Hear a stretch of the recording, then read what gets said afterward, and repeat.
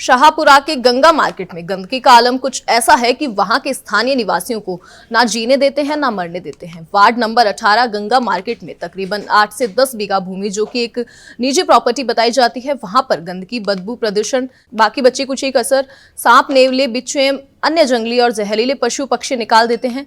जानकारी के अनुसार उक्त निजी भूमि शहर के प्राइम लोकेशन पर विशाल रूप में मौजूद है। इसकी सफाई ना तो जमीन मालिक करवाते हैं और ना ही परिषद वार्ड पार्षद को भी कई बार अवगत करवा चुके हैं, लेकिन किसी प्रकार की सुनवाई नहीं की जा रही है। उक्त भूमि पर उगे जंगली पेड़ पौधे और झाड़ में कई बार आग लगने की घटनाएं भी सामने आई हैं, जिसमें अड्डा भी है। उस जगह जाकर झाड़ियों में बैठकर नशा करते हैं, तो भूमि पर सफाई नहीं होने से गंदगी का अंबार लग गया है। बड़े बड़े जंगली पेड़ पौधे, झाड़ियां उगी है। यहाँ पर कई बार गंदगी पानी भी जमा हो जाती है, जिससे मच्छर जनित बीमारियां फैलने की आशंका भी रहती है।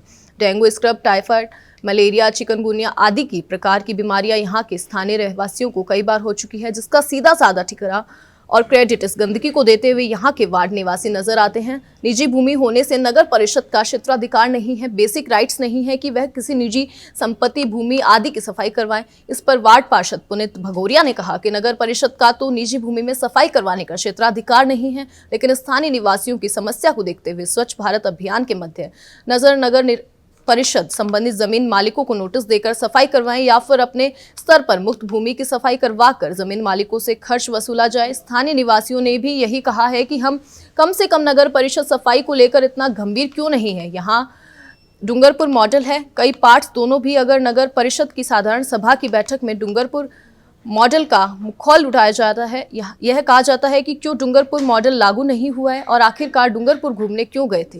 सैर सपाटे, मौज मस्ती और जनता के पैसों का दुरुपयोग किया जा रहा है, यही डूंगरपुर मॉडल में है। कांग्रेस नेता मुकेश खुड़ानिया ने कहा कि नगर परिषद चाहे तो बहुत कुछ कर सकता है, चाहे राइट हो चाहे नहीं हो, कोई काम बिना राइट्स के नहीं होते हैं।